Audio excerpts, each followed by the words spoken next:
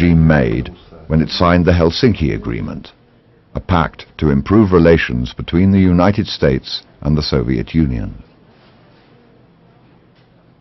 It said, we respect your sovereignty, we respect your borders, we won't meddle in your internal affairs. The only problem is that point 7 of the Helsinki Agreement said, we will respect the human rights of our citizens. That means the right to free speech, the right to state your conscience, etc., etc. By signing the Helsinki Agreement, the Czechoslovak regime had made a public commitment to respect the human rights of its own citizens. Knowing that commitment to be little more than another well-orchestrated lie, the dissidents saw an opportunity to expose Czechoslovakia's human rights abuses. So what they did was they put together a document that was called Charter 77, delivered it to Parliament, saying, look, we expect you to actually do what you said you're going to do.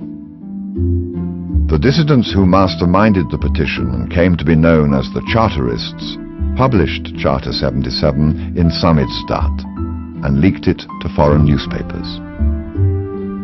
It appears in Le Monde in Paris, in Frankfurter Allgemeine, and in the Times in London.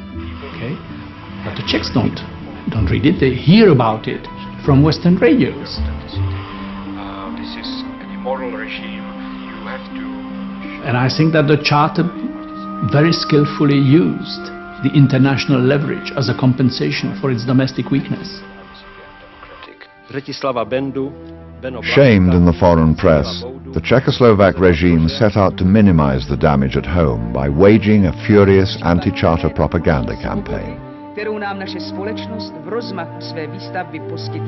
Because the Czech regime so vociferously attacks the Charter every day, well, it creates a publicity. So we say, wow, there's an important opposition in the country. We didn't know there was such an opposition. But convincing citizens to support the Charter and sign their names to it wouldn't be easy. Many were fearful of the consequences. If you joined Charter 77, you were out from the school, from the university, and I thought that I had a role in the game as a teacher. So then I decided probably not everybody has to be has to sign the charter. To be honest, I even didn't approach anybody to give me that sheet of paper to sign. So I didn't sign up. I was soft and afraid, and just I did not want to be organized. And I was sorry for them not to be supported by more people like myself.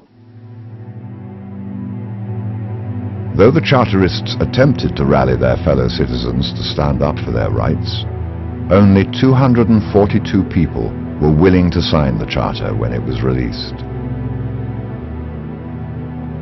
It doesn't mean that they had the support only of 242 people, but there were 242 people that were prepared to put their names under that manifesto, because the consequences were very severe. Imagine a cardiologist who wanted to operate on the heart, and that was his job, and he wanted to be good at it. Do you completely erase it, sign up Charter 77? He would not be allowed to operate on the heart. So I would not be that judgmental of people who didn't want to lose their life forever. You sign, you lose your job the next day, and you will start police harassment. Not only will you lose your job, your children will be expelled from the university or will not get access to university if they apply next year. Those in power understood that a majority of parents would go along with the regime if it meant more opportunity for their kids. But not every parent felt this choice was in their children's best interest. I must say that in that time I had 7 children, and the youngest boy was 10 years old. Dana Nemtsova was one of the first people to sign Charter 77. Like her fellow signatories, she knew she could be thrown in jail. In January of 1977, she was interrogated. back at her doorstep 2 days later, security agents suggested Nemtsova should think of her children's welfare.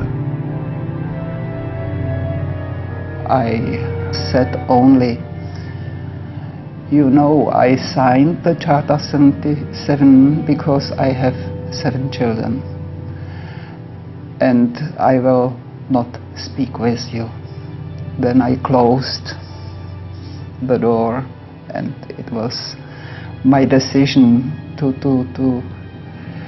be right, to live in truth.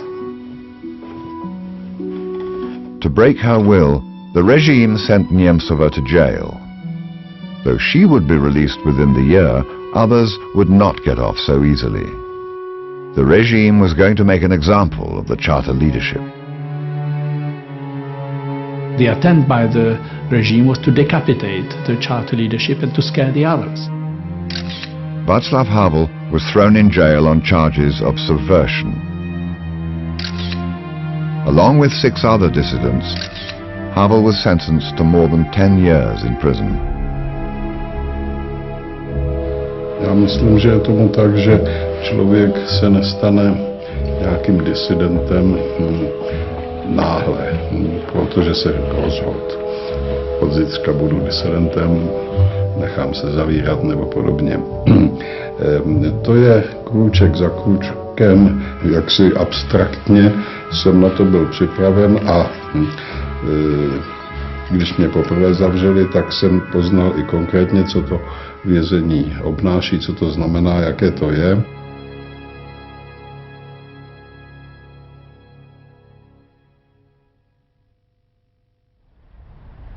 As the 1970s gave way to the 1980s, Czechoslovak dissidents weren't the only ones to experience repression in the communist sphere of influence.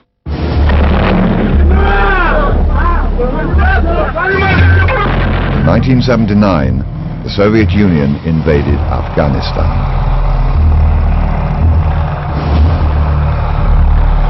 Two years later, the Soviets threatened further military intervention in Poland to stop the Solidarity movement from becoming a full-scale anti-communist rebellion. For the regimes of Eastern Europe, the threat was clear.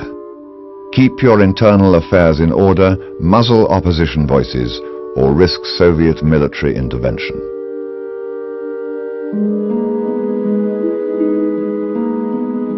Released from jail in Czechoslovakia, dissident Dana Nemtsova was required by the authorities to look for work, but not in her chosen field of psychology. I took several jobs as a cleaning woman, cleaning the streets and so on, yes.